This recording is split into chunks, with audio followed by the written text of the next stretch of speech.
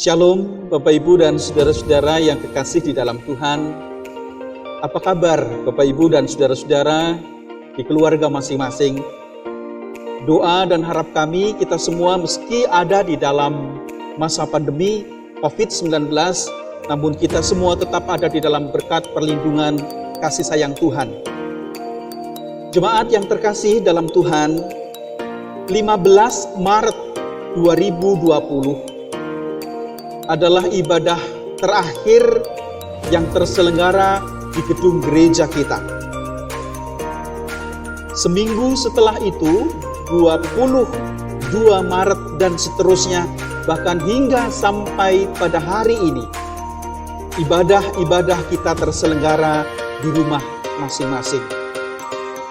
Sungguh tidak menyangka, 5 bulan lebih kita telah beribadah di rumah masing-masing. Pintu gedung gereja tertutup sejak 22 Maret yang lalu. Namun puji Tuhan, syukur kepada Allah, mulai 30 Agustus mendatang, pintu gedung gereja kita dibuka kembali untuk kehadiran Bapak Ibu dan saudara-saudara sekalian. Maka sepatutnya lah kita bersyukur kepada Allah bahwa pintu gedung gereja dibuka kembali untuk menyambut kehadiran Bapak Ibu dan saudara-saudara yang rindu untuk menjumpai Tuhan di dalam ibadah kita. Betapapun memang sungguh berkat Tuhan kita boleh kembali beribadah. Namun jemaat yang terkasih, kita harus ingat bahwa wabah virus COVID-19 ini bukan persoalan sepele. Sebaliknya, kita semua harus menghadapinya dengan serius dan bahkan penuh tanggung jawab. Dan oleh karenanya, kita akan kembali membuka pintu gedung gereja kita untuk kita beribadah tatap muka. Tetapi majelis sungguh bertanggung jawab. Dan dalam kerangka bertanggung jawab untuk ibadah tatap muka ini, maka majelis akan melakukan berbagai macam pembatasan. Semata wujud tanggung jawab kita agar tidak muncul klaster baru karena penyebaran COVID-19 di tengah-tengah kegiatan aktivitas beribadah kita. Oleh karenanya, jemaat yang terkasih, yang patut untuk diingat betul, ibadah yang akan dimulai 30 Agustus mendatang adalah ibadah dengan pembatasan. Ingat, ini ibadah dengan pembatasan. Bukan ibadah normal seperti sebelum pandemi COVID-19. Itu artinya ada penerapan pembatasan dengan memberlakukan secara serius protokol kesehatan. Hal yang sama akan diberlakukan juga untuk tempat ibadah di wilayah 4 Kenteng. Mari kita ingat, ini ibadah dengan pembatasan.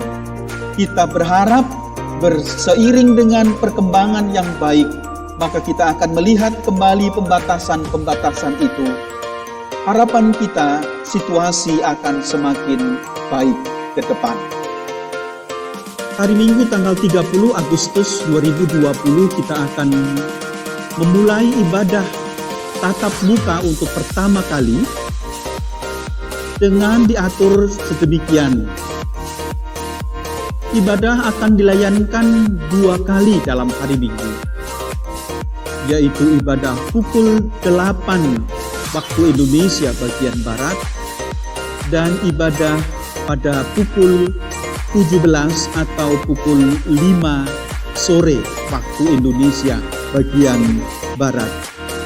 Seluruh ibadah, baik ibadah pukul 8 maupun pukul 17 waktu Indonesia bagian Barat, diselenggarakan dengan bahasa Indonesia.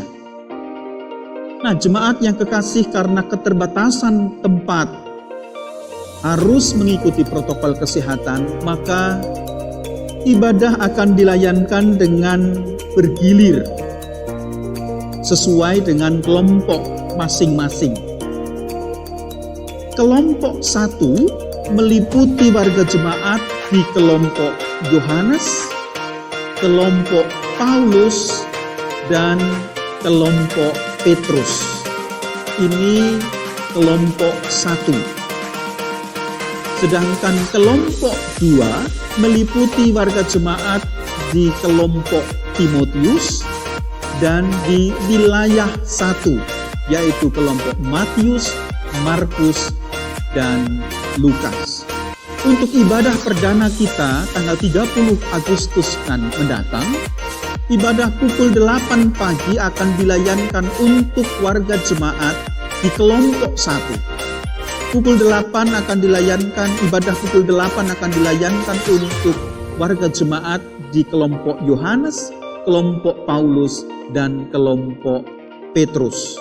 Sedangkan ibadah sore pada pukul 17 WIB akan dilayankan untuk warga jemaat kelompok Timotius dan wilayah 1, kelompok Matius, Markus, dan Lukas.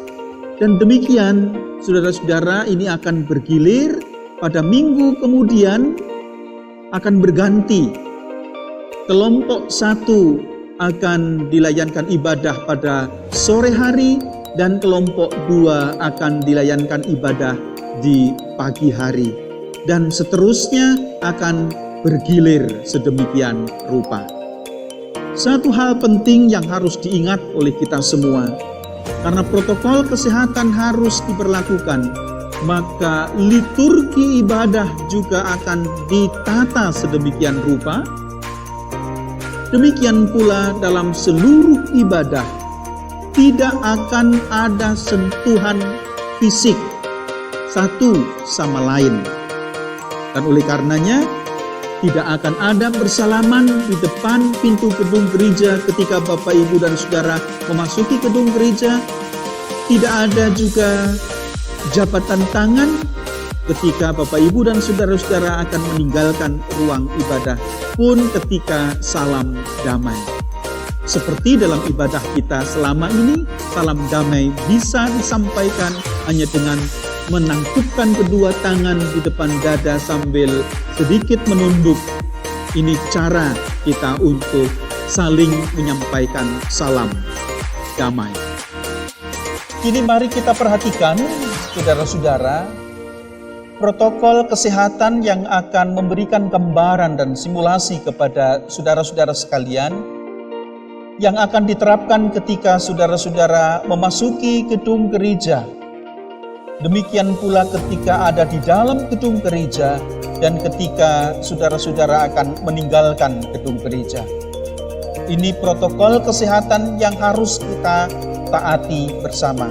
Dengan segala kesungguhan, kami memohon keikhlasan saudara-saudari sekalian untuk mentaati ketentuan-ketentuan pembatasan, ketentuan-ketentuan terkait dengan protokol kesehatan yang harus kita ikuti. Mari sekarang kita saksikan bagaimana protokol kesehatan akan diberlakukan dan dijalani oleh Bapak Ibu sekalian ketika nanti menghadiri ibadah Minggu tanggal 30 Agustus.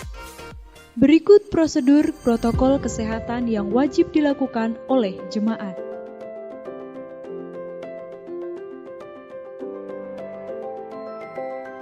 Setiap warga jemaat yang hendak mengikuti ibadah hendaknya memutuskan dengan baik dan mantap hati. Setiap jemaat yang mengikuti ibadah di gedung gereja diharuskan menggunakan masker dan face shield. Jemaat yang diperbolehkan untuk mengikuti ibadah di gedung gereja dengan usia antara 18 sampai 60 tahun.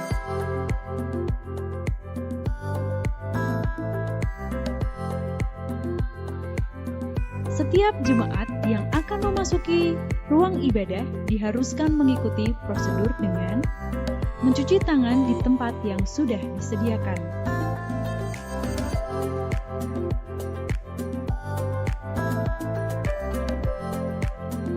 Mencuci tangan di tempat yang sudah disediakan.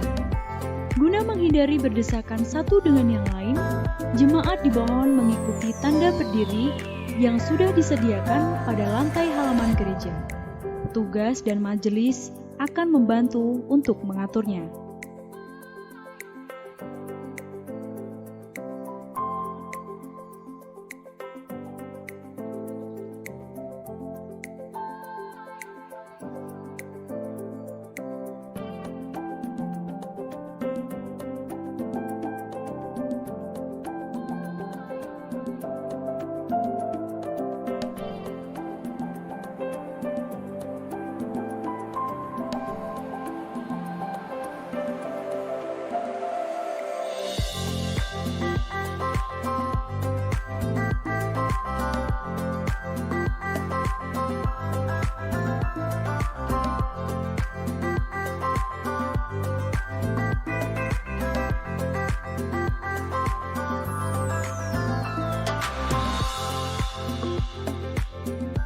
Petugas akan mengecek suhu tubuh dan menyemprotkan hand sanitizer. Jemaat dipersilahkan memasukkan amplop persembahan ke kotak persembahan yang sudah tersedia di depan pintu utama gedung gereja, dikarenakan tidak adanya pengedaran kantong persembahan. Seluruh jemaat yang memasuki gedung gereja harus melalui pintu utama.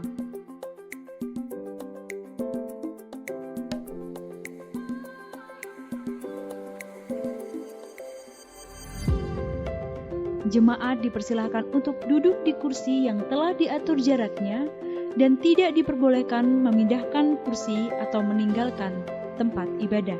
Jemaat dihimbau untuk tidak melakukan sentuhan fisik dengan orang lain sehingga tidak ada bersalaman baik ketika memasuki ruang gereja maupun saat salam damai. Cukup mengatupkan kedua tangan di dada lalu sedikit membungkuk. Jemaat dipersilahkan keluar dari pintu terdekat sehingga tidak berdesak-desakan.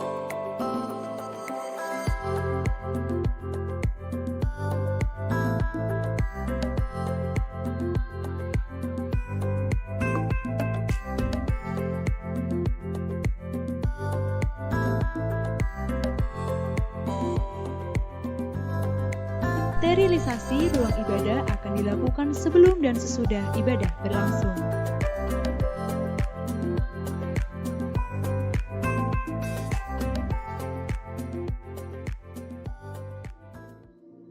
Saudara-saudara, kita telah mendengar simulasi protokol kesehatan yang harus diberlakukan untuk ibadah tatap muka kita tanggal 30 Agustus mendatang. Ada pembatasan usia. Namun bagi Bapak Ibu dan saudara-saudara yang tidak bisa mengikuti ibadah tatap muka di gedung gereja, saya sangat memahami kerinduan, saya sangat memahami keinginan, dan demikianlah juga menjadi kerinduan dan keinginan kita semua untuk bisa beribadah dengan nyaman dan semua bisa mengambil bagian di dalamnya. Namun kita tetap harus memberlakukan pembatasan usia. Jangan khawatir, pelayanan ibadah online akan tetap dilayankan. Meskipun sudah ada ibadah tatap muka, namun tetap akan dilayankan ibadah online secara live, secara langsung, yang Bapak Ibu dan Saudara bisa ikuti melalui channel YouTube pada jam yang sama dengan ibadah pagi yang berlangsung di gedung gereja. Ketika ibadah mulai di gedung gereja, demikian Bapak Ibu juga bisa mengikuti secara live di rumah masing-masing melalui channel YouTube.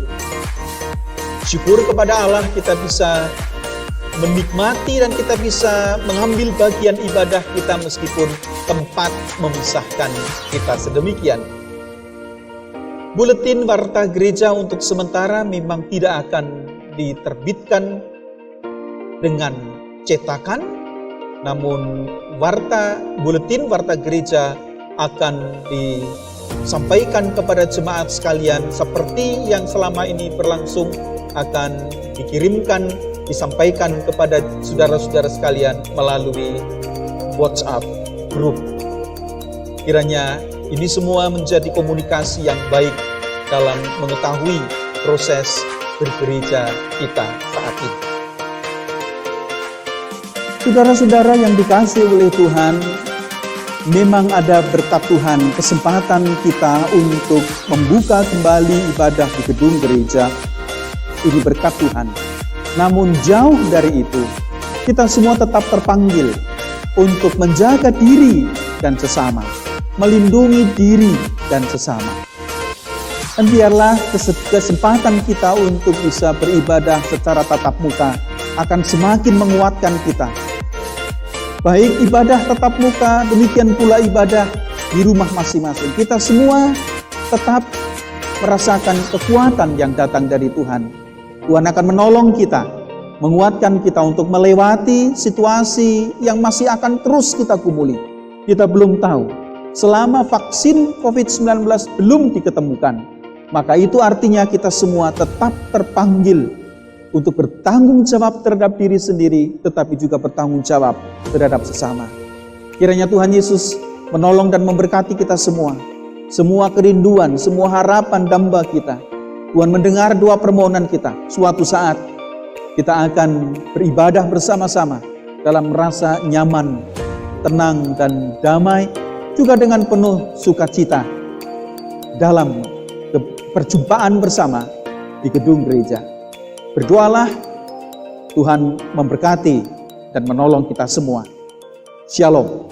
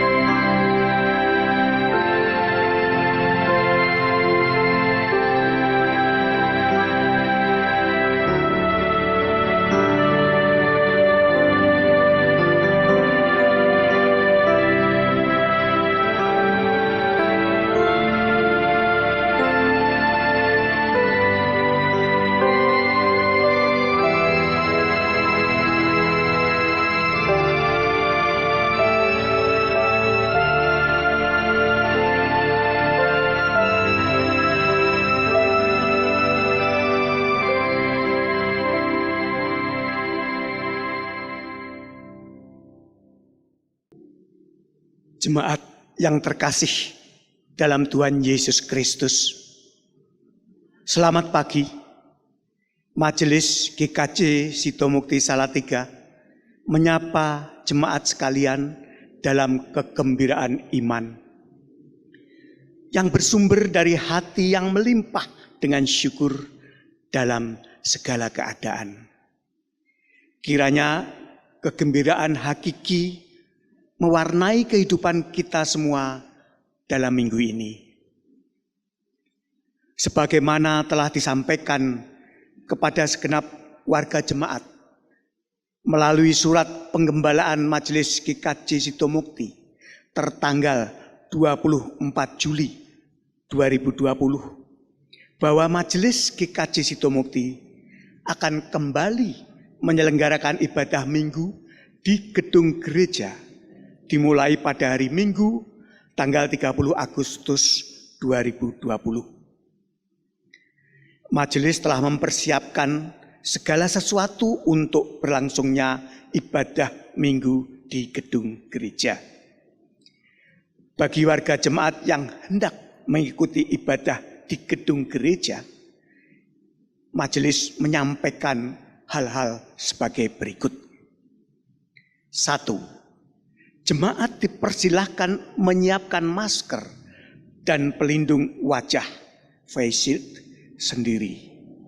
Masker dan pelindung wajah adalah wajib tatkala berada di dalam ruang ibadah. 2. Jemaat dimohon hadir lebih awal dari pukul 8 waktu Indonesia Barat sebab jemaat masih harus melakukan protokol kesehatan terlebih dahulu sebelum memasuki gedung gereja. 3. Majelis memohon kiranya segenap warga jemaat yang hendak mengikuti ibadah di gereja dengan segala keikhlasannya bersedia mematuhi semua ketentuan pembatasan ibadah. 4. Ibadah Minggu 30 Agustus diatur sebagai berikut. A. Ibadah pukul 8 waktu Indonesia Barat dilayankan untuk warga kelompok Yohanes, kelompok Paulus, dan kelompok Petrus. B. Ibadah pukul 17 waktu Indonesia Barat dilayankan untuk warga kelompok Timotius dan wilayah 1, yaitu kelompok Matius, Markus, dan Lukas.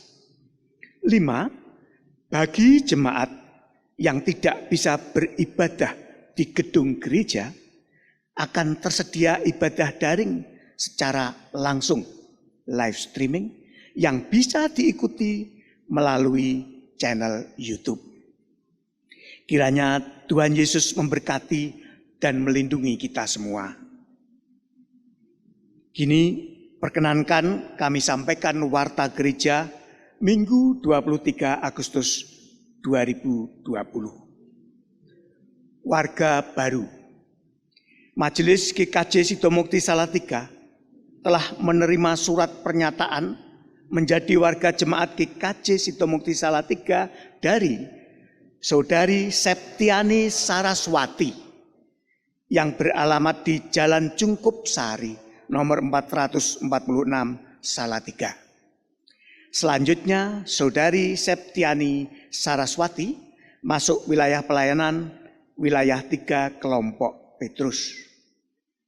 Majelis mengucapkan selamat datang dan selamat bersekutu di GKJ Sidomukti Salatiga. Demikianlah warta gereja pada hari ini, Minggu 23 Agustus 2020. Sekarang marilah kita menyiapkan hati kita untuk memasuki ibadah kita.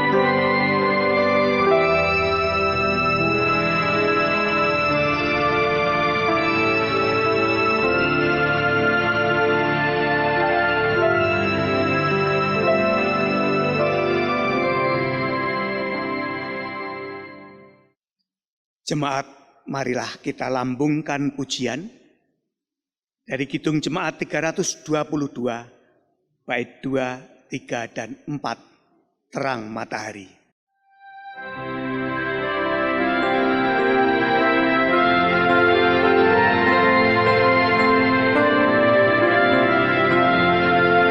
Gembira sekali kulihat kembali terang mereka dan Bapa di surga, ya Bapa-Ku juga hendak ku sembah. Syukur bagi Dia, Gembala setia yang jaga tetap. Anugerahnya jua hariku semua, terang dan gelap.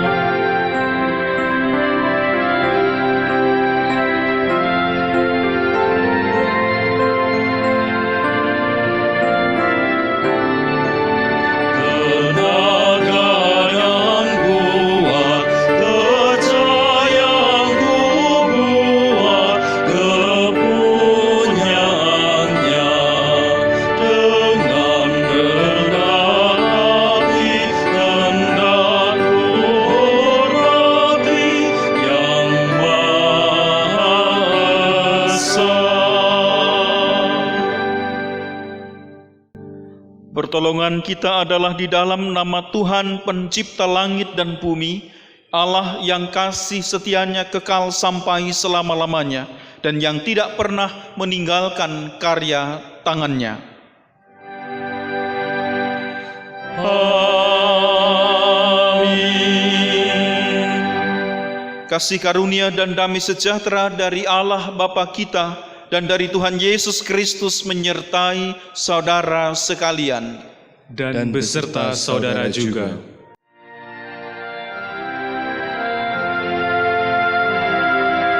Amin, amin, amin, amin,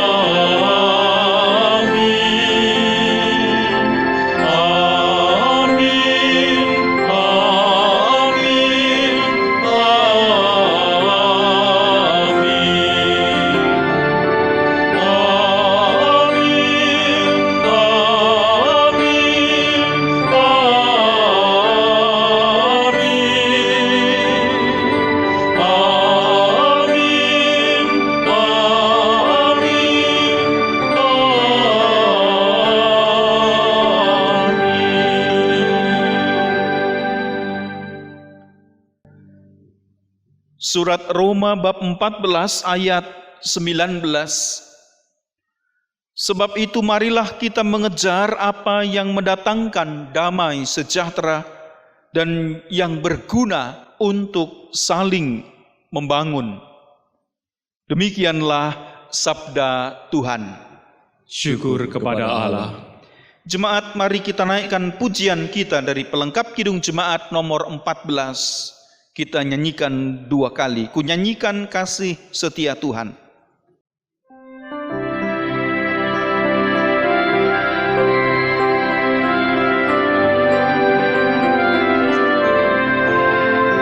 Ku nyanyikan kasih setia Tuhan selamanya, selamanya. Ku nyanyikan kasih setia Tuhan selamanya. Ku nyanyikan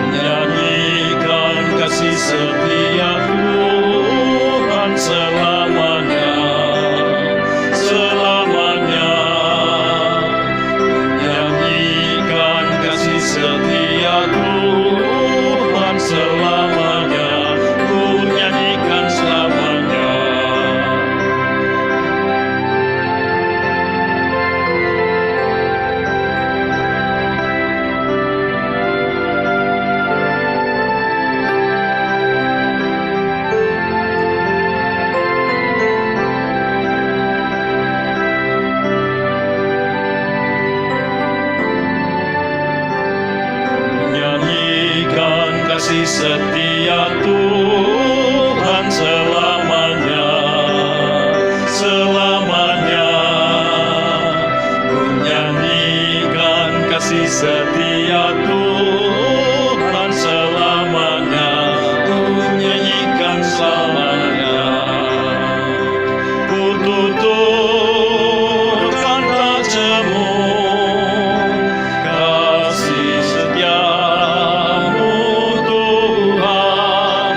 Ku tuturkan tak jemu kasih setiamu turun-temurun. Menyanyikan kasih setia Tuhan selamanya, selamanya. Menyanyikan kasih setia Tuhan selamanya, ku nyanyikan selamanya.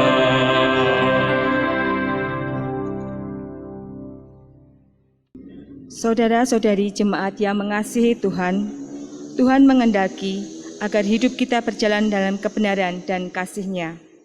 Namun kita sering tersesat manakala kebencian terhadap sesama berkecamuk, keserakahan, iri hati, nafsu dan berbagai dosa menguasai hidup. Marilah kita bersikap rendah hati, memeriksa diri dalam keheningan secara pribadi, dan berdoa memohon pengampunan Tuhan.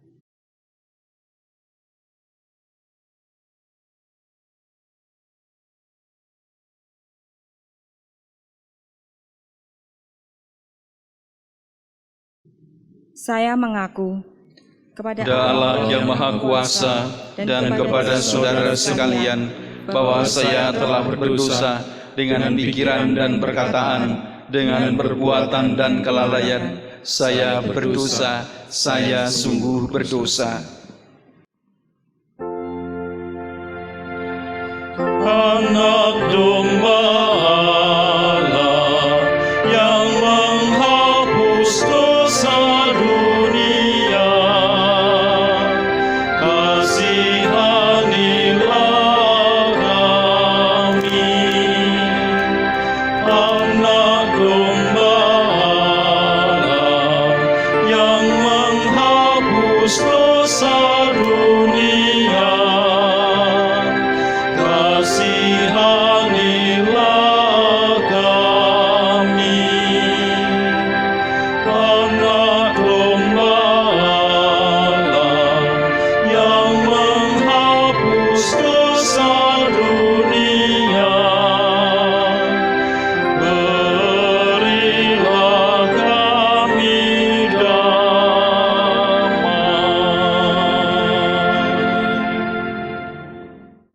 Semoga Allah yang Maha Kuasa mengasihani kita, mengampuni dosa kita, dan menghantar kita memasuki hidup yang baru, kekal abadi, dalam nama Bapa, Putra, dan Roh Kudus. Amin.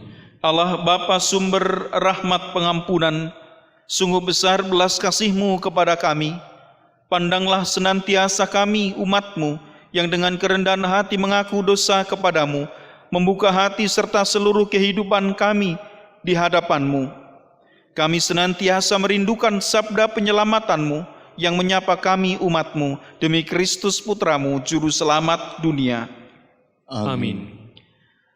Pelengkap Kidung Jemaat 37 bait 1 dan 2. Bila ku renung dosaku.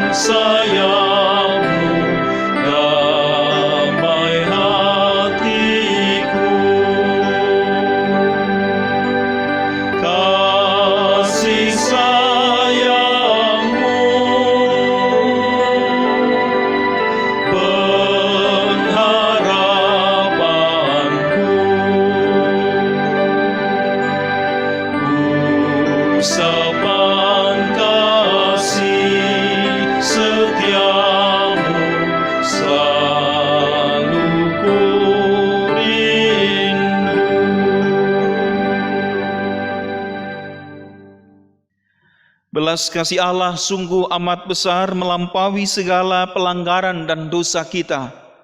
Sebagaimana sabdanya yang menyatakan pengampunannya, tertulis dalam surat Paulus kepada jemaat di Roma, bab 10 ayat 10 dan 13. Karena dengan hati orang percaya dan dibenarkan, dan dengan mulut orang mengaku dan diselamatkan.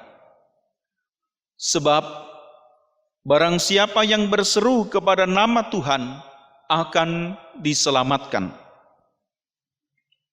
Demikian pula amanat hidup dalam pengampunan, sebagaimana pula sabdanya dalam surat Paulus kepada jemaat di Roma, bab 15 ayat 5 dan 6. Roma 15 ayat 5 dan 6.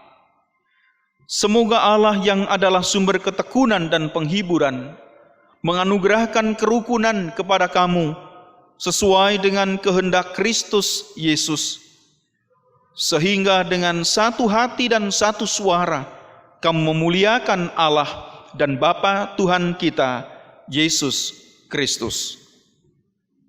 Jadi siapa yang ada di dalam Kristus, ia adalah ciptaan baru, yang lama sudah berlalu, sesungguhnya yang baru sudah datang. Kini hiduplah dalam terang sabdanya dan ucaplah syukur.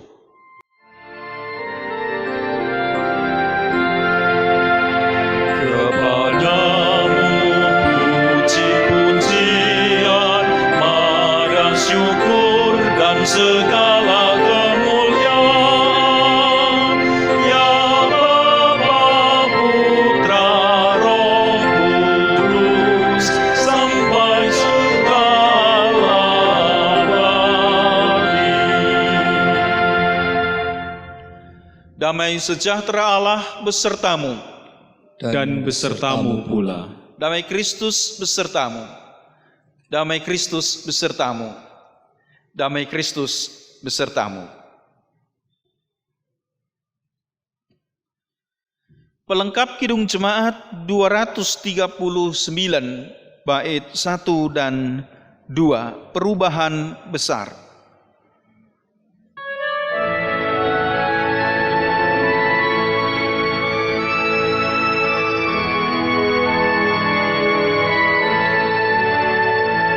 Perubahan besar di kehidupanku sejak Yesus di hatiku.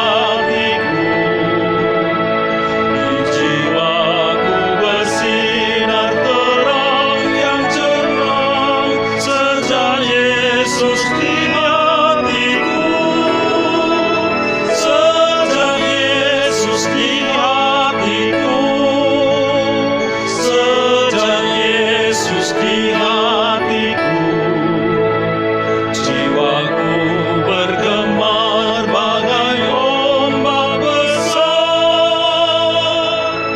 Sejak Yesus di hatiku.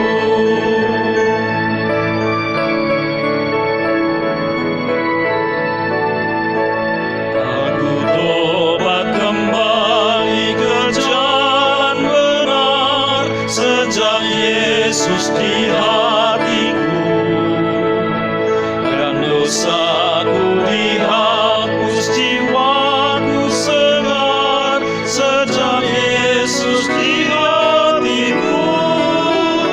Sejak Yesus di hatiku. Sejak Yesus di hatiku, jiwaku bergemar bagai ombak besar.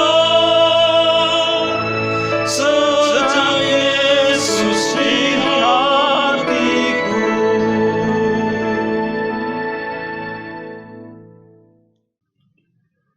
Jemaat yang terkasih dalam Tuhan Yesus Kristus, kita masuk dalam bacaan Sabda Tuhan dalam ibadah kita di Minggu pagi hari ini.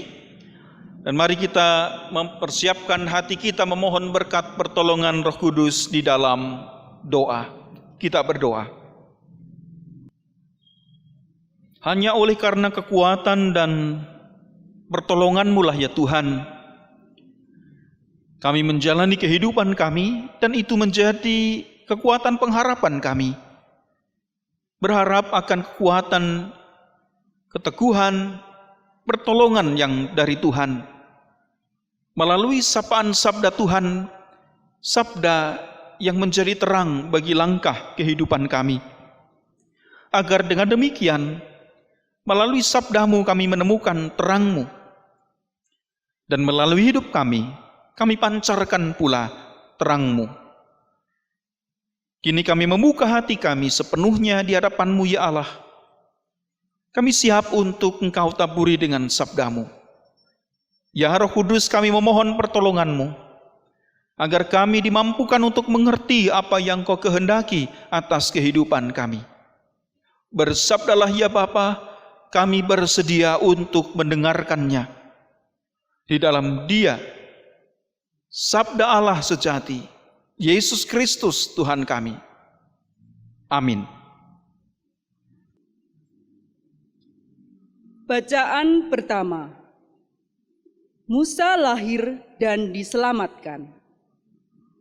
Bacaan dari kitab Keluaran bab 1 ayat 8 sampai bab 2 ayat 10.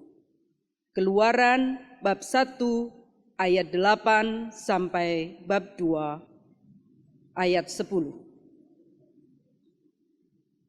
Kemudian bangkitlah seorang raja baru, memerintah tanah Mesir yang tidak mengenal Yusuf. Berkatalah raja itu kepada rakyatnya, bangsa Israel itu sangat banyak dan lebih besar jumlahnya daripada kita. Marilah kita bertindak dengan bijaksana terhadap mereka, supaya mereka jangan bertambah banyak lagi, dan jika terjadi peperangan, jangan bersekutu nanti dengan musuh kita dan memerangi kita, lalu pergi dari negeri ini. Sebab itu, pengawas-pengawas Rodi ditempatkan atas mereka untuk menindas mereka dengan kerja paksa. Mereka harus mendirikan bagi Firaun kota-kota perbekalan, yakni Piton dan Raamses. Tetapi makin ditindas, makin bertambah banyak dan berkembang mereka, sehingga orang merasa takut kepada orang Israel itu. Lalu dengan kejam, orang Mesir memaksa orang Israel bekerja dan memahitkan hidup mereka dengan pekerjaan yang berat, yaitu mengerjakan tanah liat dan batu bata dan berbagai-bagai pekerjaan di padang. Ya, segala pekerjaan yang dengan kejam dipaksakan orang Mesir kepada mereka itu. Raja Mesir juga memerintahkan kepada bidan-bidan yang menolong perempuan Ibrani, seorang bernama Sifra dan yang lain bernama Pua. Katanya, apabila kamu menolong perempuan Ibrani pada waktu bersalin, kamu harus memperhatikan waktu anak itu lahir. Jika anak laki-laki, kamu harus membunuhnya, tetapi jika anak perempuan, bolehlah ia hidup. Tetapi bidan-bidan itu takut akan Allah dan tidak melakukan seperti yang dikatakan Raja Mesir kepada mereka dan membiarkan bayi-bayi itu hidup. Lalu Raja Mesir memanggil bidan-bidan itu dan bertanya kepada mereka, "Mengapakah kamu berbuat demikian, membiarkan hidup bayi-bayi itu?" Jawab bidan-bidan itu kepada Firaun, "Sebab perempuan Ibrani tidak sama dengan perempuan Mesir, melainkan mereka kuat. Sebelum bidan datang, mereka telah bersalin." Maka Allah berbuat baik kepada bidan-bidan itu. Bertambah banyaklah bangsa itu dan sangat berlipat ganda. Dan karena bidan-bidan itu takut akan Allah, maka ia membuat mereka berumah tangga. Lalu Firaun memberi perintah kepada seluruh rakyatnya, "Lemparkanlah segala anak laki-laki yang lahir bagi orang Ibrani ke dalam sungai Nil. Tetapi segala anak perempuan biarlah hidup.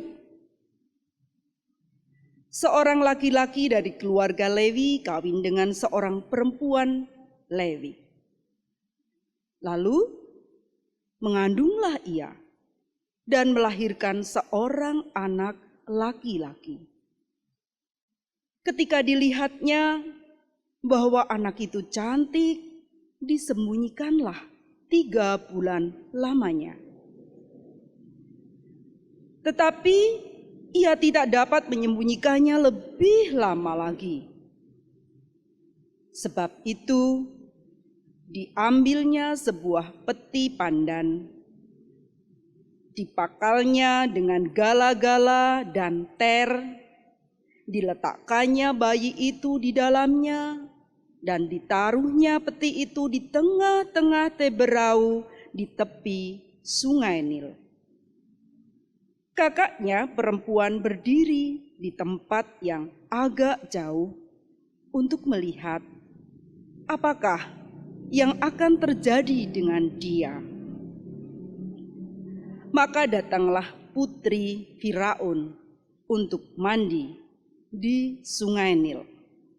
Sedang dayang-dayangnya berjalan-jalan di tepi Sungai Nil, lalu terlihatlah olehnya peti yang di tengah-tengah teberau itu. Maka disuruhnya hambanya perempuan untuk mengambilnya. Ketika dibukanya, dilihatnya bayi itu, dan tampaklah anak itu menangis. Sehingga belas kasihanlah ia kepadanya dan berkata, "Tentulah ini bayi orang Ibrani." Lalu bertanyalah kakak anak itu kepada putri Firaun, Akan kupanggilkah bagi tuan putri seorang inang penyusu dari perempuan Ibrani untuk menyusukan bayi itu bagi tuan putri?" Sahut putri Firaun kepadanya, "Baiklah." Lalu pergilah gadis itu memanggil ibu bayi itu. Maka berkatalah putri Firaun kepada ibu itu, "Bawalah bayi ini dan susukanlah dia bagiku. Maka aku akan memberi upah kepadamu." Kemudian perempuan itu mengambil bayi itu dan menyusuinya.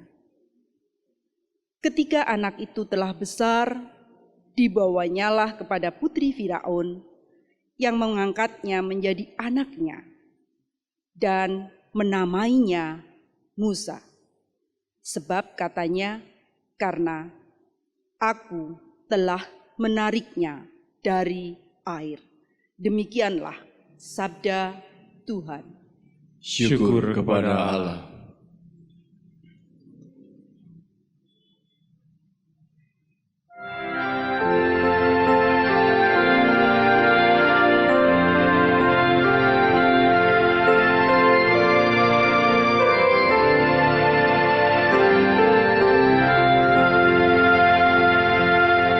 Pertolongan kita adalah dalam nama Tuhan yang menjaga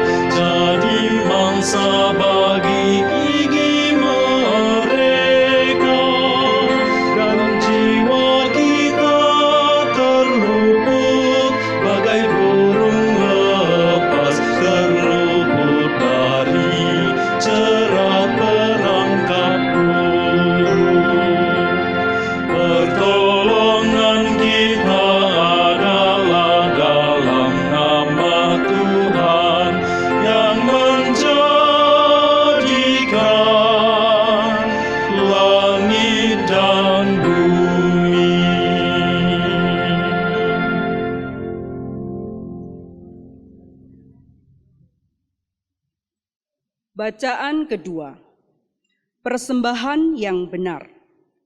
Bacaan dari surat Rasul Paulus kepada umat di Roma, bab 12 ayat 1 sampai 8. Roma 12 ayat 1 sampai 8. Karena itu, saudara-saudara, demi kemurahan Allah, aku menasehatkan kamu, supaya kamu mempersembahkan tubuhmu sebagai persembahan yang hidup, yang kudus, dan yang berkenan kepada Allah. Itu adalah ibadahmu yang sejati. Janganlah kamu menjadi serupa dengan dunia ini, tetapi berubahlah oleh pembaharuan budimu, sehingga kamu dapat membedakan manakah kehendak Allah, apa yang baik, yang berkenan kepada Allah, dan yang sempurna.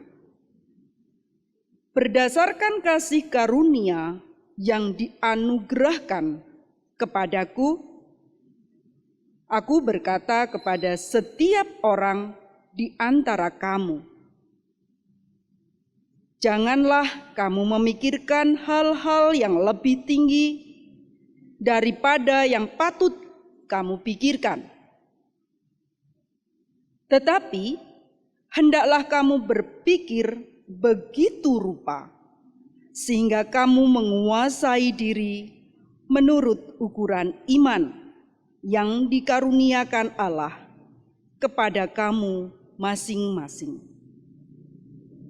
Sebab sama seperti pada satu tubuh kita, mempunyai banyak anggota, tetapi tidak semua anggota itu mempunyai tugas yang sama. Demikian juga kita, walaupun banyak, adalah satu tubuh di dalam Kristus, tetapi kita masing-masing adalah anggota yang seorang terhadap yang lain. Demikianlah kita mempunyai karunia yang berlain-lainan menurut kasih karunia yang dianugerahkan kepada kita. Jika karunia itu adalah untuk bernubuat, baiklah kita melakukannya sesuai dengan iman kita. Jika karunia untuk melayani, baiklah kita melayani. Jika karunia untuk mengajar, baiklah kita mengajar. Jika karunia untuk menasehati,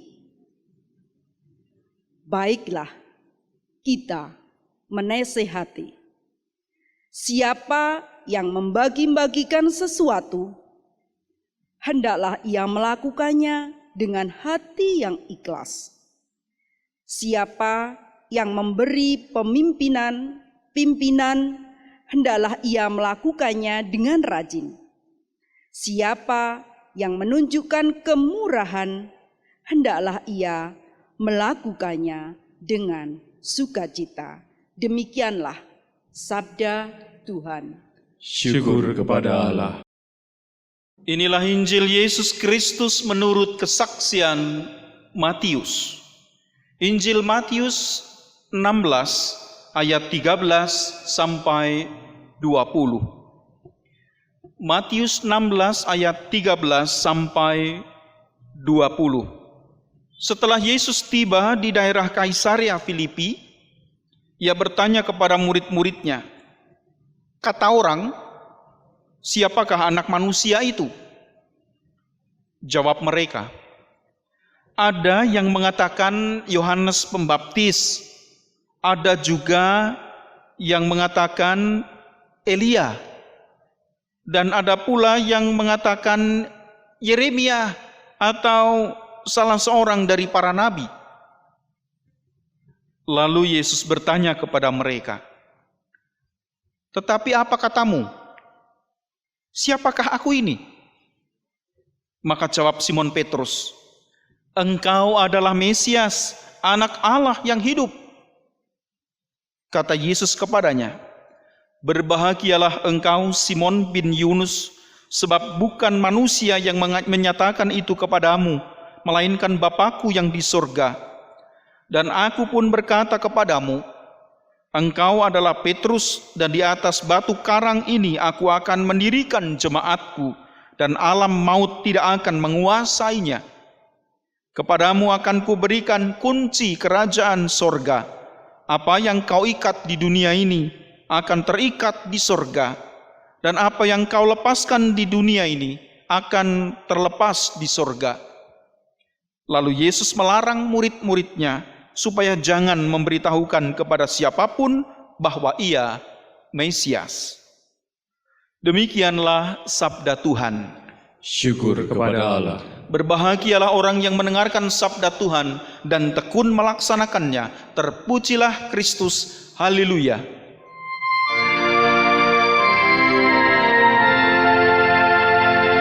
Haleluya. Haleluya. Haleluya.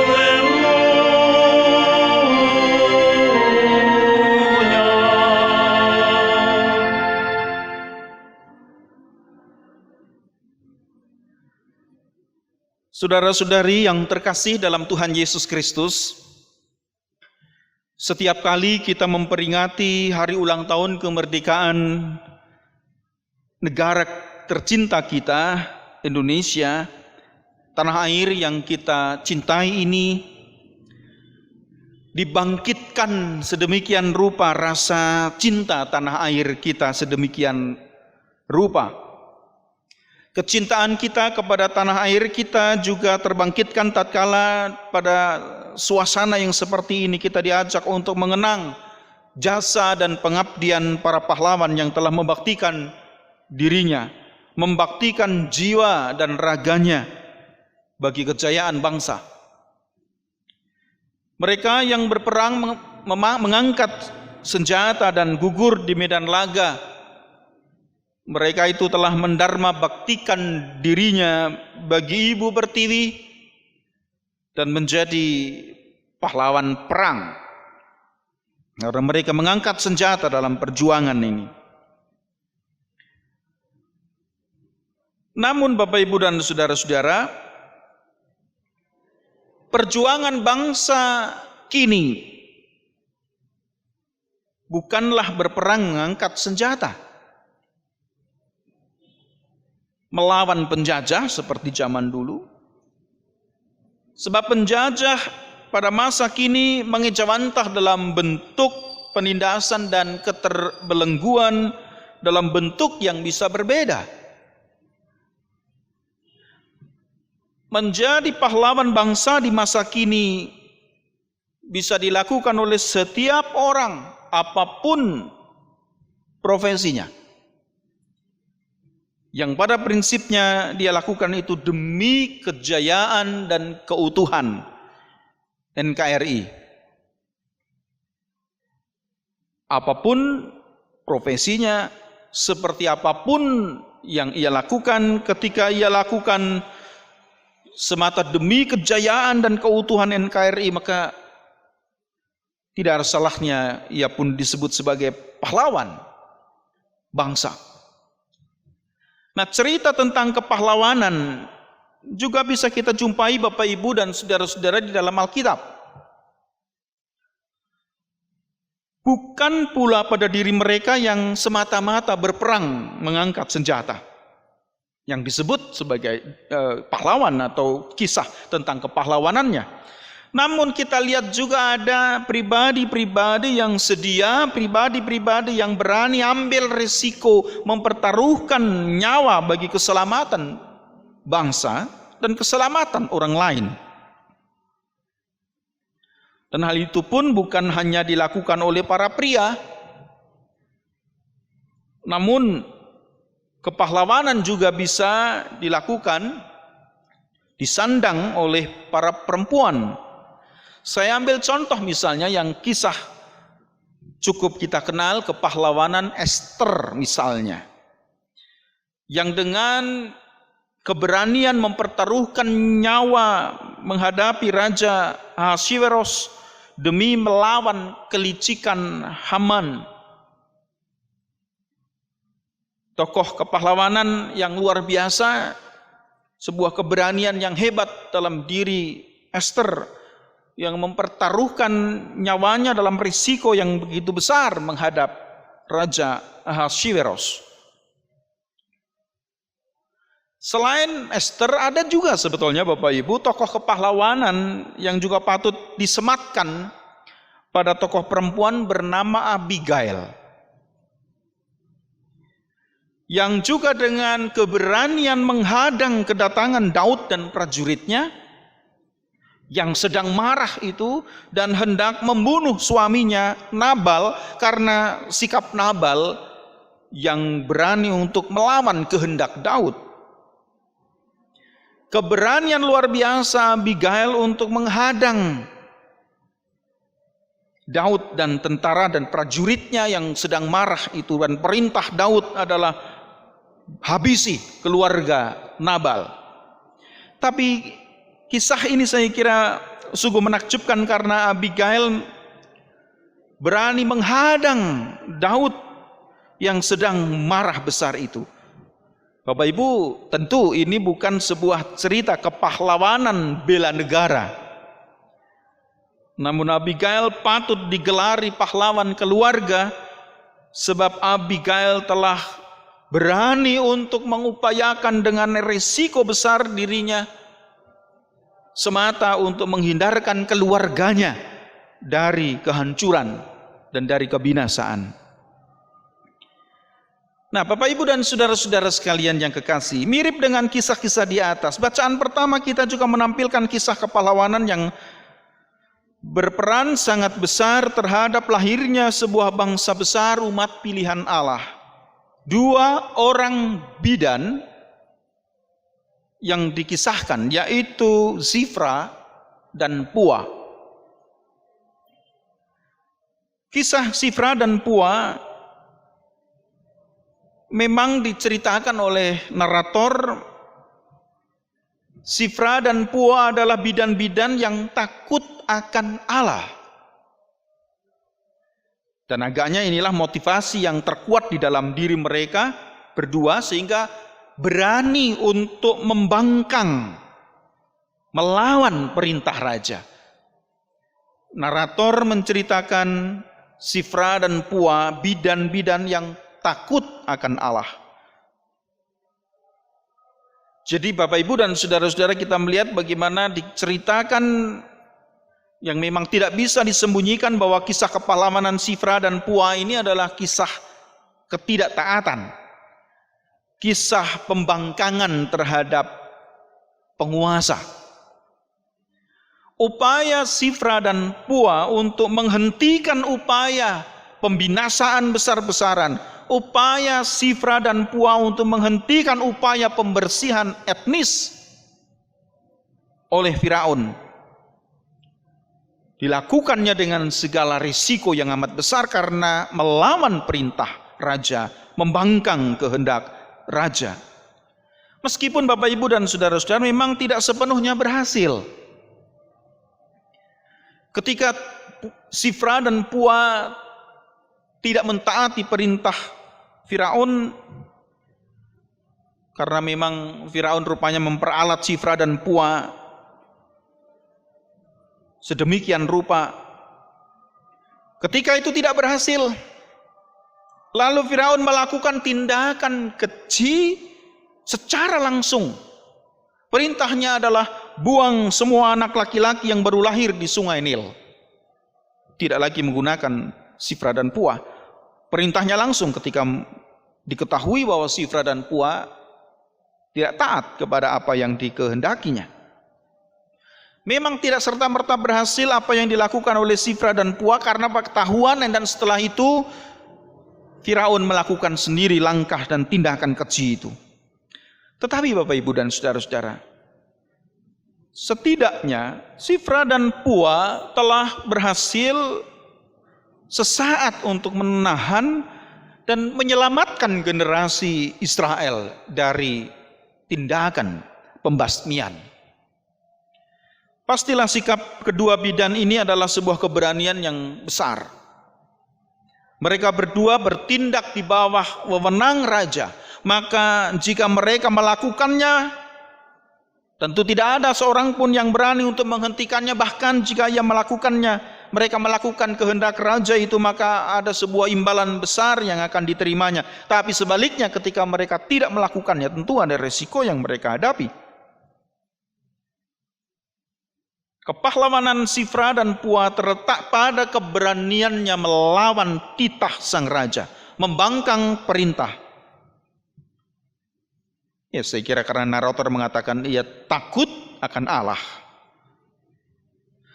Tapi menurut saya Bapak Ibu dan Saudara-saudara, selain ya ada takut akan Allah, tapi saya kira pastilah dalam diri Sifra dan Pua juga ada hati nurani yang murni, yang telah menuntunnya untuk tidak bertindak kejam seperti itu. Berisiko besar. Namun keduanya menunjukkan sikap untuk pantang mengingkari hati nurani. Dan itu yang menuntunnya untuk berani bersikap. Pantang untuk mengingkari hati nurani. Mereka dua ini bukan pejabat tinggi, tapi mereka memiliki keluhuran budi. Sebaliknya Firaun yang memiliki kekuasaan sedemikian tinggi, justru betapa rendahnya martabatnya dalam kekejian dan kejahatannya itu. Bapak, Ibu, dan saudara-saudara yang kekasih dalam Tuhan Yesus Kristus, bacaan Injil kita, pertanyaan Tuhan Yesus kepada murid-muridnya yang lalu diulang kembali, yang ditanyakan Tuhan Yesus kepada murid-muridnya, tetapi apa katamu? Siapakah aku ini? Bapak, Ibu, dan saudara-saudara, menurut saya ini bukan sebuah hasrat Tuhan untuk mengecek seberapa tenar dirinya. Saya kira Tuhan Yesus tidak membutuhkan pengakuan orang, tidak membutuhkan popularitas, tidak membutuhkan ketenaran dalam mewujudkan karya misinya. Maka ketika Tuhan berkata dan bertanya kepada murid-muridnya, kata orang, siapakah aku ini?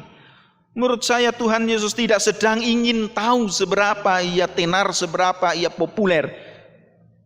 Karena toh Tuhan Yesus tidak membutuhkan pengakuan orang, tidak membutuhkan popularitas, dan tidak membutuhkan ketenaran itu. Dan oleh karenanya, ayat 18 dan ayat 19,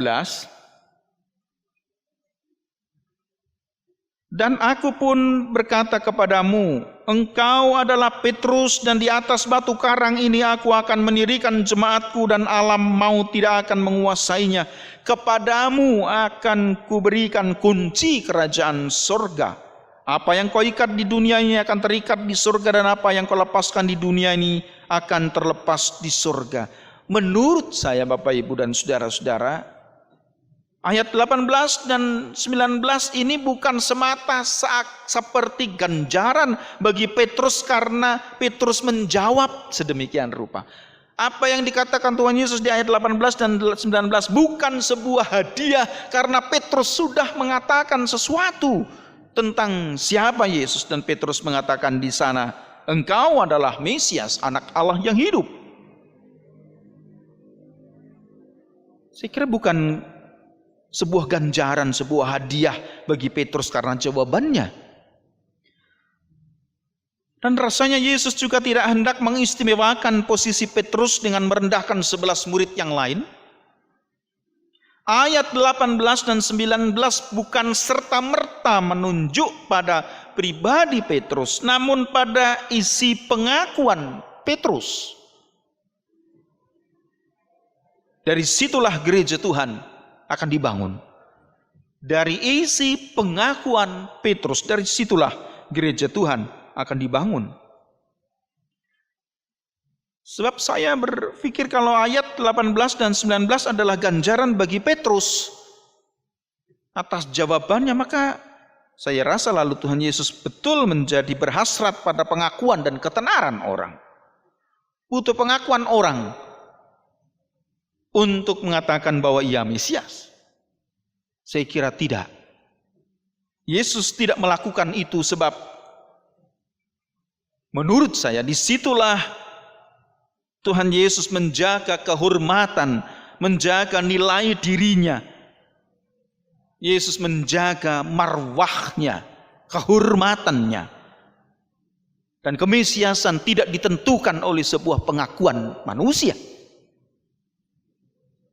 Maka ayat 18 dan 19 menurut saya itu bukan ganjaran, bukan sebuah hadiah karena jawaban Petrus. Bapak, Ibu, dan saudara-saudara, seorang pahlawan adalah seseorang yang telah selesai dengan dirinya sendiri.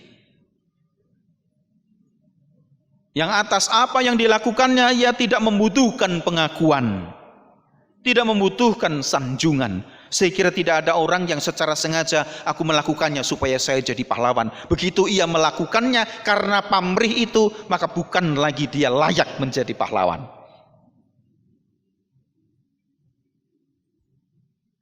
Seorang pahlawan sejati adalah seseorang yang telah selesai dengan dirinya sendiri, yang tidak membutuhkan pengakuan, yang tidak membutuhkan sanjungan.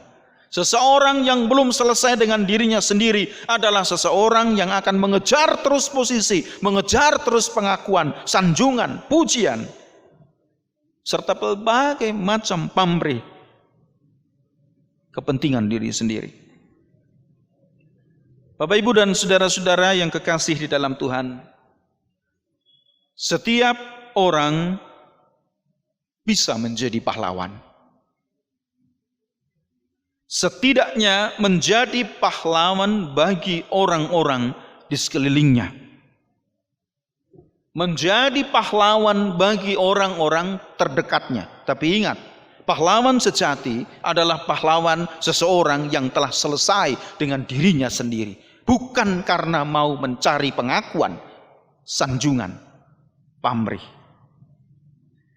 Tapi menjadi pahlawan, setidaknya menjadi pahlawan bagi orang-orang di sekelilingnya, menjadi pahlawan bagi orang-orang terdekatnya, maka dia menjadi seseorang yang bermakna dan berguna bagi sesamanya. Untuk menjadi pahlawan tidak harus bertaruh nyawa. Setidaknya menjadi orang yang bermakna dan berguna bagi orang lain, itu sudah cukup. Dan untuk itu tidak perlu menjadi pahlawan kesiangan yang hanya mencari kehebatan diri atau memburu pengakuan orang lain.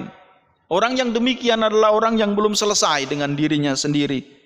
Dan alih-alih ia akan berguna bagi orang lain, sebab ia akan cenderung berpikir negatif terhadap orang lain, karena semua lalu menjadi pesaing bagi dirinya. Orang seperti ini akan membesar-besarkan masalah, bahkan bangga ketika ia berhasil untuk balas dendam. Orang yang seperti ini belum kelar dengan dirinya sendiri. Orang yang berbuat baik tetapi masih hitung-hitungan, masih hitung untung rugi, masih menuntut pamrih, itu ciri orang yang belum selesai dengan dirinya sendiri. Alih-alih jadi pahlawan, ia akan cenderung menjadi pengkhianat.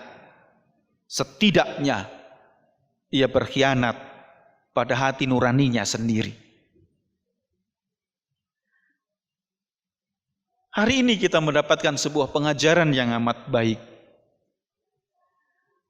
Melihat sebuah kisah kepahlawanan, tetapi kita pun melihat sebuah tuntunan yang begitu baik. Maka kita pun bisa menghayati ketika Paulus mengatakan kepada jemaat di Roma, kalau kamu mengajar, baiklah mengajar. Kalau kamu memberi, beri dengan ikhlas. Jangan beri nanti setelah itu diunda-tunda. Beri dengan ikhlas. Dan jangan merasa bangga ketika sudah memberi. Selalu mengatakan mengepuk dana sendiri karena sudah bisa memberi. Saya kira Paulus juga mengatakan, kalau begitu itu kayaknya jadi pahlawan, tapi pahlawan kesiangan. Karena memberi hanya untuk aku kok. Karena maka Paulus mengatakan kalau mau memberi, beri dengan ikhlas.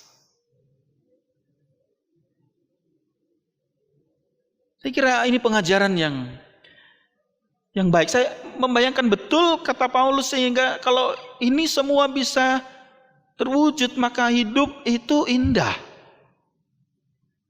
Karena beda-beda bagian-bagiannya, beda-beda kekuatannya, tapi semua akan bermakna dan berguna. Bapak, Ibu, dan saudara-saudara yang kekasih dalam Tuhan, setiap orang bisa menjadi pahlawan.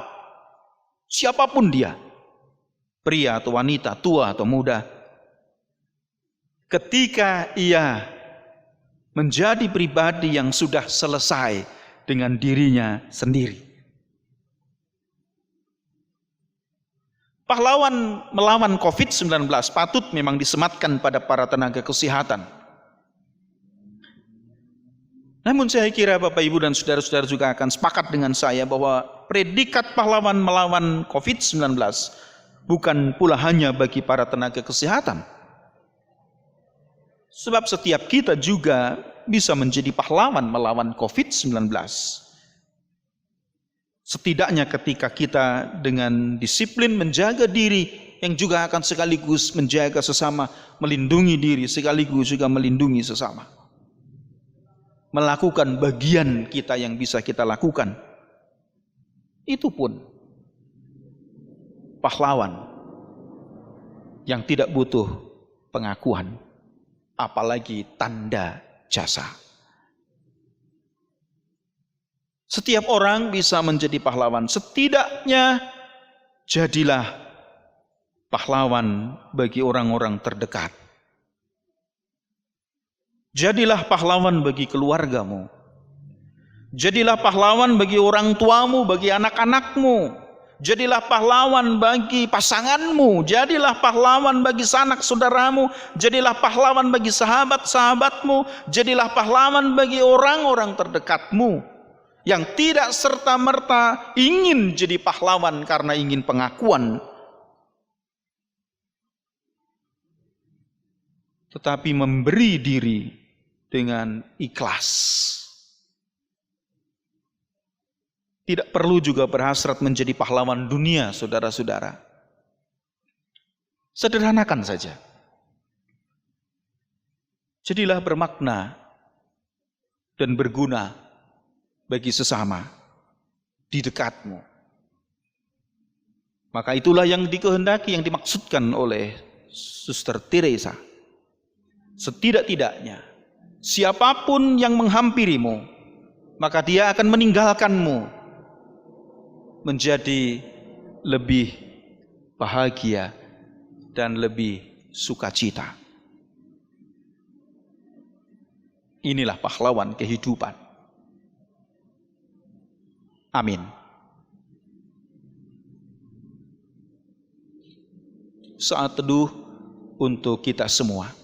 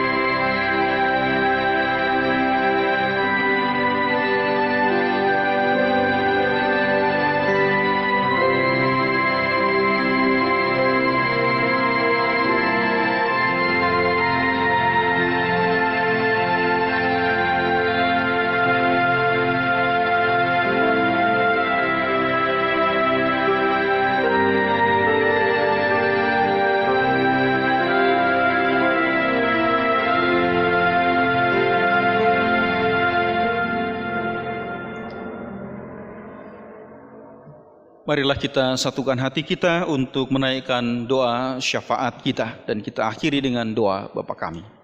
Kita berdoa.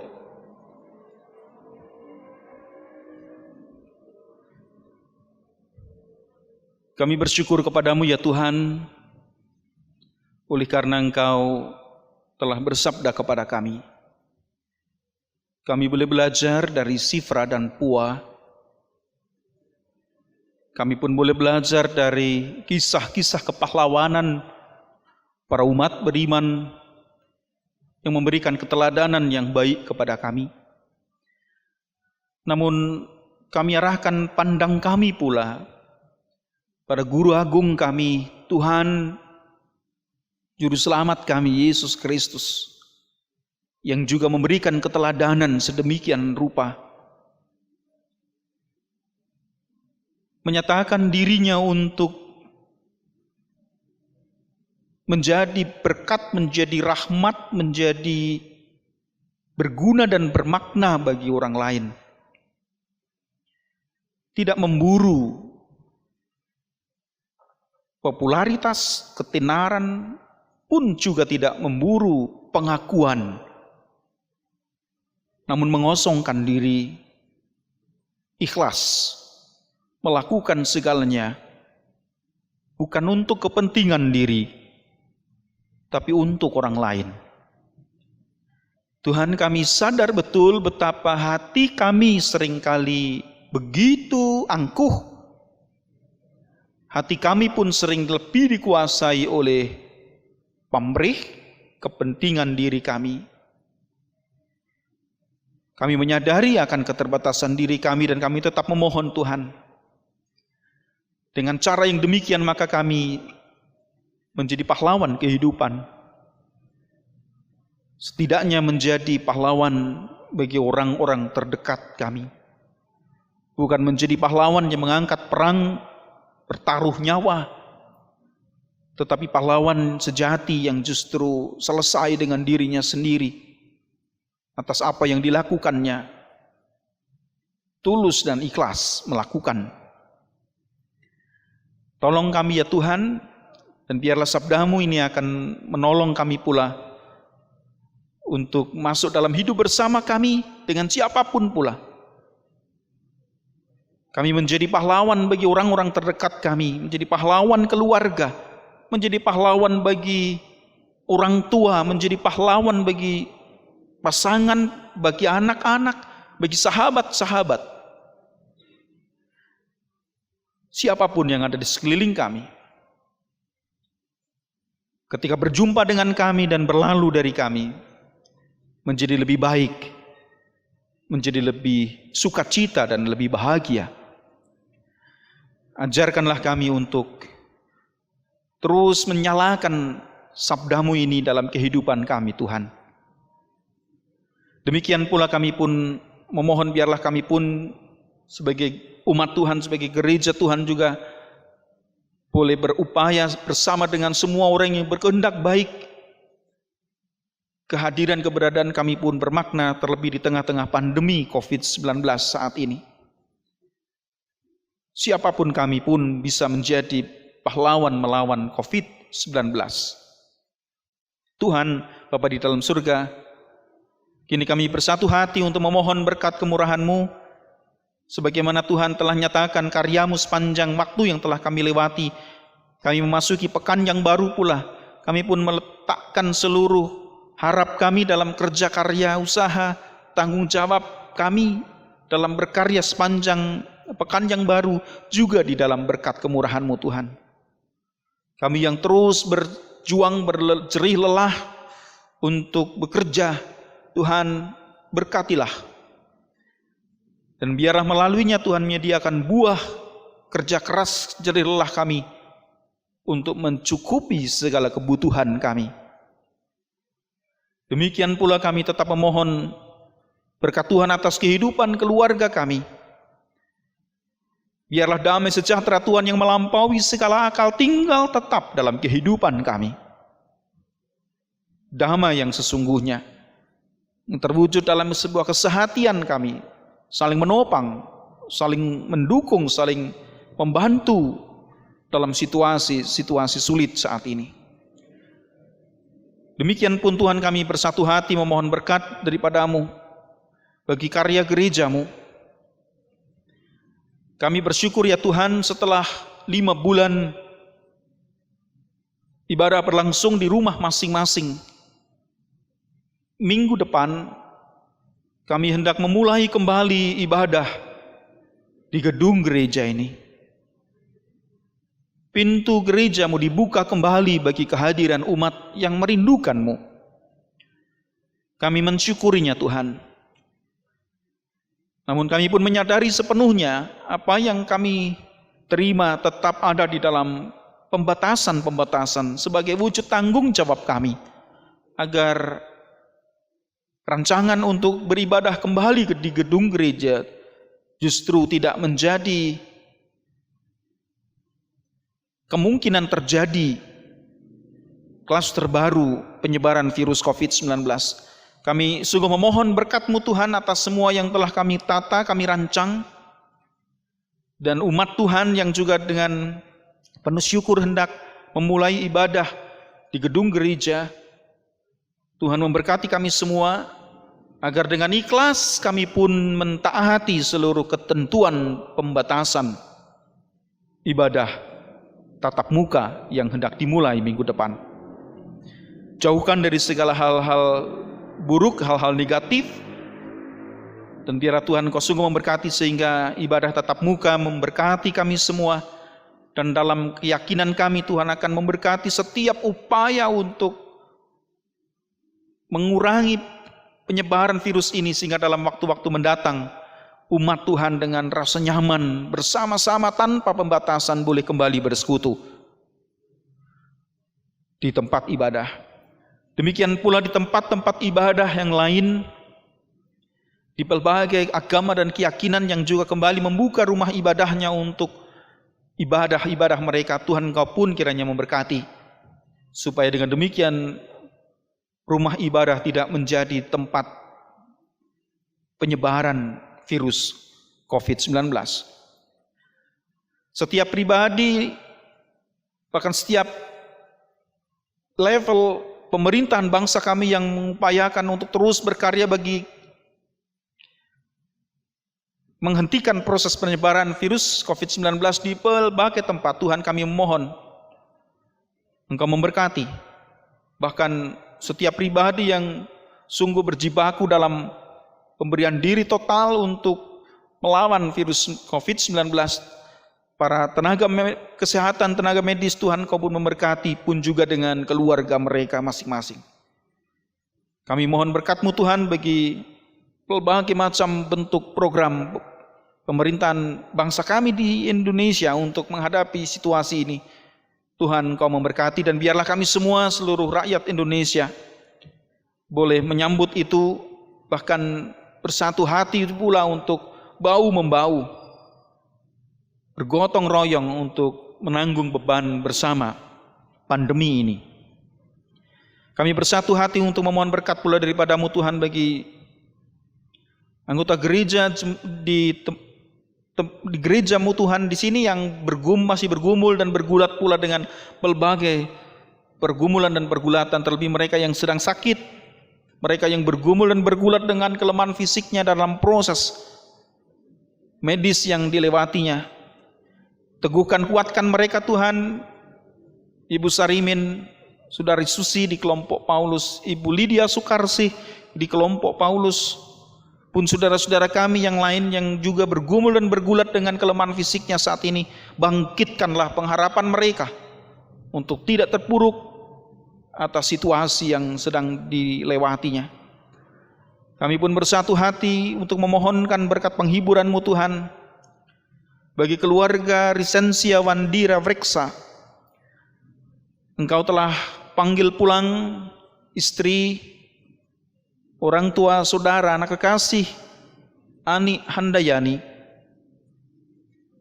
Kami mohonkan berkat penghiburan-Mu Tuhan, dan biarlah Engkau yang menguatkan, menghibur keluarga ini untuk melewati proses duka yang wajar manusiawi, dan atas kekuatan penghiburan yang daripada Tuhan, mereka semua boleh kembali melaksanakan tugas, panggilan, pelayanan, aktivitas kerja dengan baik. Demikian pula berkat-Mu Tuhan bagi keluarga besar Ibu Marliati Soekardi yang sungguh dalam waktu yang sedemikian singkat bertubi-tubi kedukaan dirasakannya. Namun Tuhan, Kau akan menguatkan keluarga ini. Engkau akan meneguhkannya. Bahkan atas kuasa Roh Kudus mereka pun boleh tetap memandang karya cinta kasih Tuhan, belas kasihan Tuhan yang menguatkan, meneguhkan mereka dan mampukan mereka pula untuk terus melangkah berjalan ke depan dengan penuh pengharapan. Bapa di dalam surga, pada akhirnya kami pun mempercayakan hidup kami selanjutnya. Terlebih juga anak-anak kami dalam studi mereka yang begitu terbatas di rumah. Engkau memberikan dan membangkitkan pula dedikasi semangat mereka belajar. Dengarkanlah doa syukur permohonan kami ya Allah, yang kami naikkan dalam nama Yesus Kristus Tuhan dan Juru Selamat kami, yang mengajar kami berdoa.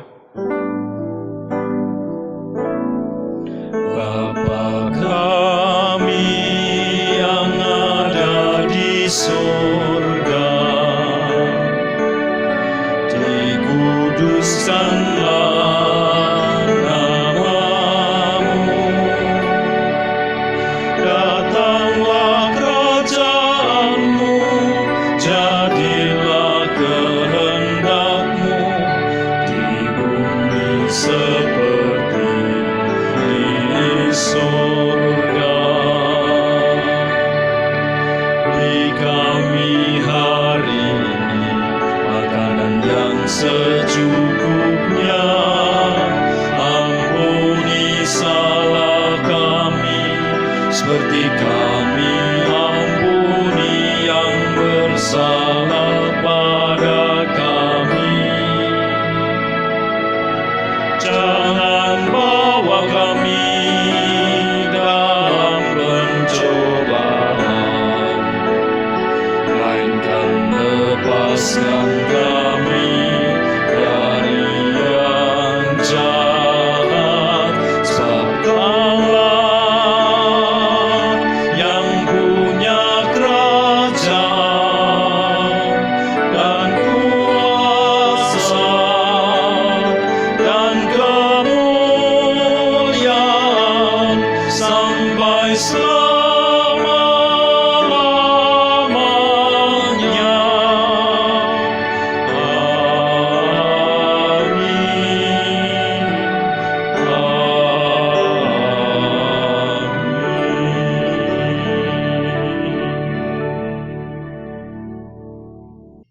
Jemaat yang mengasihi Tuhan Yesus Kristus, pada saat ini kita diberi kesempatan untuk mempersembahkan sebagian dari berkat yang telah dilimpahkan kepada kita.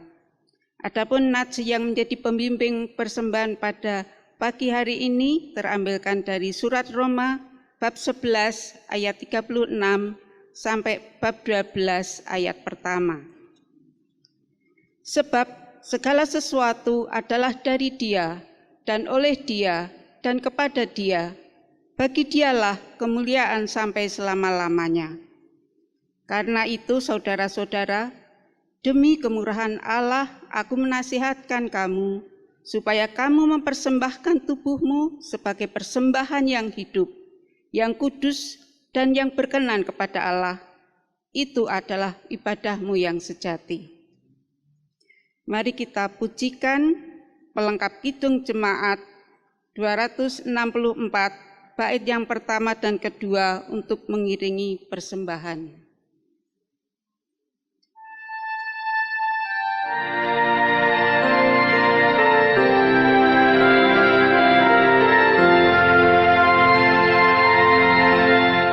Apalah arti ibadahmu kepada Tuhan,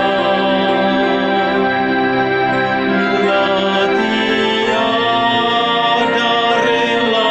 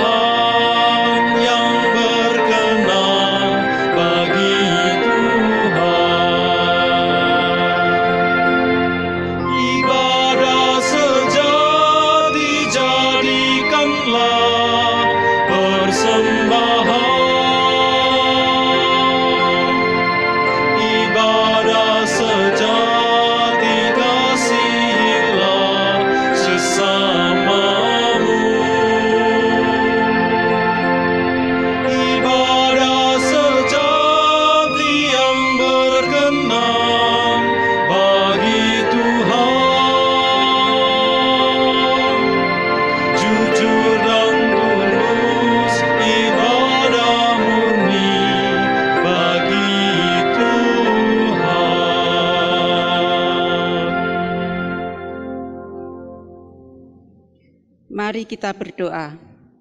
Bapa di dalam surga, kami mengucap syukur kepadamu karena pada hari ini kami bisa beribadah lagi walaupun di rumah kami masing-masing beserta keluarga. Terima kasih Tuhan atas kebenaran firman-Mu yang kami terima pada hari ini. Biarlah firman-Mu ini menjadi pedoman langkah hidup kami seturut dengan kehendak-Mu dan mampukan kami menjadi pelaku-pelaku firman-Mu. Terima kasih atas berkat-berkat yang telah Engkau limpahkan kepada kami. Jika pada saat ini kami berkesempatan mempersembahkan sebagian dari berkat yang telah Engkau berikan, kiranya persembahan ini boleh dipakai untuk memuliakan nama-Mu. Berkati kami jemaat-Mu di sini, dan berkati pengelola persembahan ini untuk selalu takut akan Engkau. Tuhan, jika sebentar kami akan melanjutkan aktivitas kami pada hari ini, kami selalu memohon penyertaan-Mu dan selalu memohon berkat-Mu. Doa, ucapan syukur dan persembahan ini kami naikkan dalam nama Tuhan Yesus Kristus. Amin. Marilah Bapak Ibu Saudara sekalian, kita memperbaharui pengakuan iman kita dengan mengucapkan pengakuan iman rasuli bersama-sama. Aku percaya kepada Bapa yang Maha Kuasa, Khalik langit dan bumi, dan kepada Yesus Kristus, anaknya yang tunggal Tuhan kita, yang dikandung dari Roh Kudus, lahir dari anak darah Maria, yang menderita di bawah pemerintahan Pontius Pilatus, disalibkan, mati dan dikuburkan, turun ke dalam kerajaan maut. Pada hari yang ketiga, bangkit pula dari antara orang mati, naik ke surga, duduk di sebelah kanan Allah, Bapa yang Maha Kuasa, dan akan datang dari sana untuk menghakimi orang yang hidup dan yang mati. Aku percaya kepada Roh Kudus, gereja yang kudus dan am, persekutuan orang kudus, pengampunan dosa, kebangkitan daging, dan hidup yang kekal. Jemaat yang terkasih dalam Tuhan Yesus Kristus, marilah kita akhiri ibadah kita terima pengutusan dan berkat. Arahkanlah hatimu kepada Tuhan. Kami mengarahkan hati kepada Tuhan. Jadilah saksi Kristus. Dalam kasih dan pertolongannya, kami bersaksi bagi Kristus. Kini tunduk terimalah berkat Tuhan. Kasih karunia Tuhan Yesus Kristus, kasih Allah Bapa dalam persekutuan Roh Kudus menyertai langkah hidup saudara, kini, selalu dan sepanjang segala masa. Amin.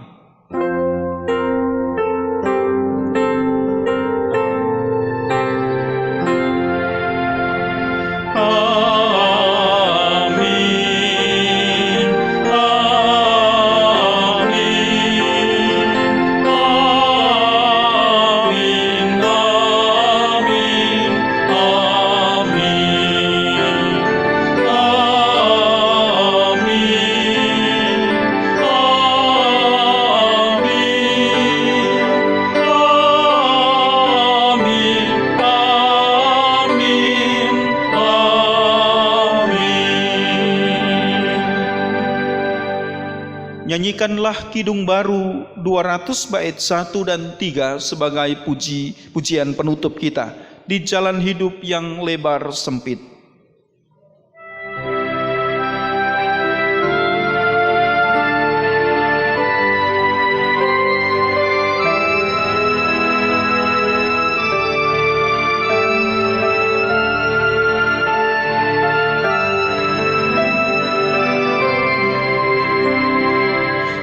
Jalan hidup yang lebar sempit, orang sedih mengeram.